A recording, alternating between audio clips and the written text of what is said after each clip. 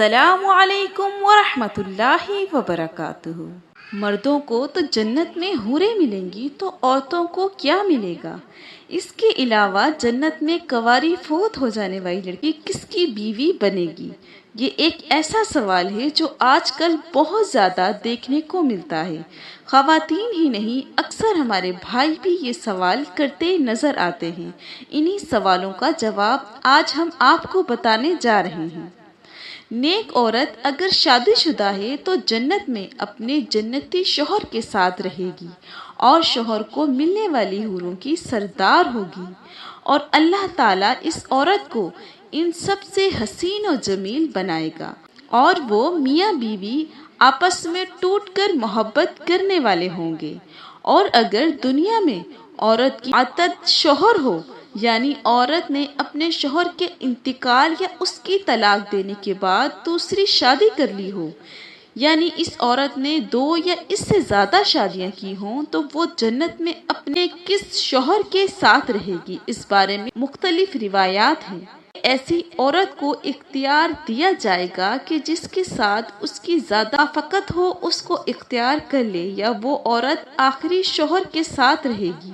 اس بارے میں حضرت ابو ذر رضی اللہ تعالی عنہ سے مروی ہے کہ آپ صلی اللہ علیہ وسلم نے فرمایا، عورت کو اس کا آخری شوہر ملے گا۔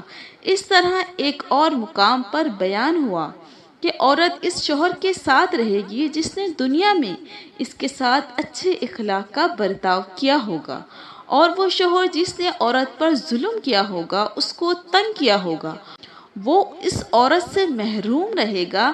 حضرت ام سلمہ رضی اللہ تعالی عنہا کی ایک روایت ہے کہ انہوں نے آپ صلی اللہ علیہ وسلم سے پوچھا، کسی کے 2 شوہر ہوں تو جنت میں کس کے ساتھ رہے گی؟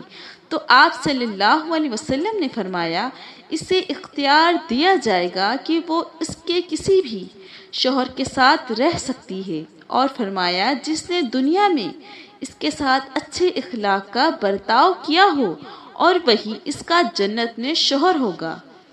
ام سلمہ رضی اللہ تعالی عنہا اچھے اخلاق والی دنیا اور آخرت کی بھلائی لے گئی۔ اور اگر عورت کنواری ہو، یعنی اس کی شادی سے پہلے ہی انتقال ہو گیا ہو، یا شادی شدہ ہو لیکن اس کا شوہر جنتی نہ ہو، تو جنت میں جس مرد کو بھی وہ پسند کرے گی اس کے ساتھ اس کا نکاح ہو جائے گا۔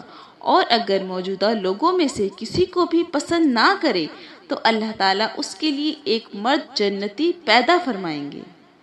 ویڈیو پسند آئے تو لائک کریں، اور مزید اس طرح کی اسلامک ویڈیو دیکھنے کے لیے میرے چینل کو سبسکرائب کریں۔